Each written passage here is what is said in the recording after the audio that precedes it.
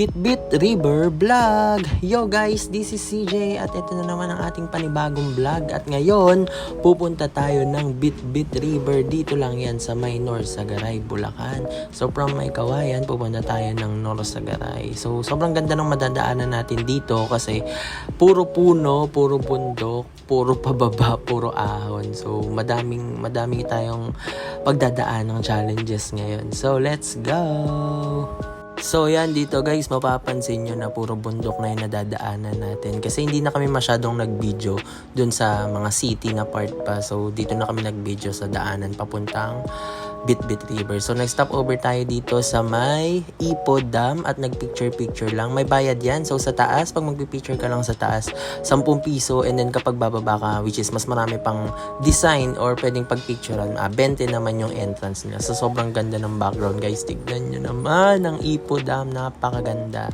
So yan, struggle pa tayong umupo dyan kasi medyo delikado, gumagalaw, kaya ganyan lang yung mga picturean natin dyan. So yun, sobrang ganda ng kapaligiran dito, ganda ng bundok guys, kaya punta na kayo dito, sobrang ganda as in. So dito umakyat tayo sa mas mataas pa, tignan natin yung ating scenery, napakaganda guys, sobrang ganda. Tignan nyo naman guys, sobrang ganda ng bundok, napakalinis ng tubig ng Ipo Dam, napakaganda tignan. So ito ay pataas na, so mamaya pagpunta natin ng Bitbit River, pababa na yun. So sobrang puro pababa yung madadaanan natin kasi ito puro pataas yung dinaanan natin eh. So yan, nagpicture lang kami, nagvideo dyan. So sayang din kasi 10 piso yung entrance. So yan, dire-diretso na kami hanggang sa papunta dun sa pinaka river or sa tulay mismo.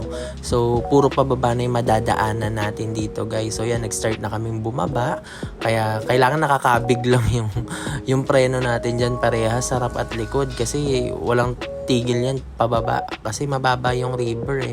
So from bundok, doon nga tayo sa may Ipo Dam kanina, mataas. So bababa tayo doon sa pinakatulay niyan. So yun, so kailangan nakahawak ka doon sa preno parehas para hindi magdire-diretso dahil sobrang tarik ng pababa niya.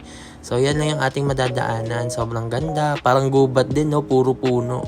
So yan ang papuntang Bitbit River guys. So yan na, nag-start na tayo. Nakikita nyo, nakakatakot, puro bangin din, kaya ingat-ingat din talaga pag nagpunta tayo dito sa Bitbit River. So sobrang ganda ng madadaanan.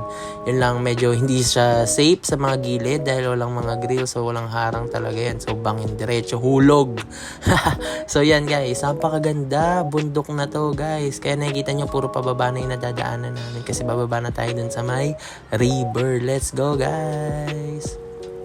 Grabe ang tarik pababa. So talagang hawak, magkabila ang preno niyan kasi pag binitawan mo, dire-diretso ka pababa kasi sobrang pababa talaga ng daanan. So yan, bumababa na kami. Tas yun, zigzag pa yung pababa niya, kaya talagang medyo mahirap bumaba dito sa Bitbit River. So talagang kailangan hawak parehas ng preno.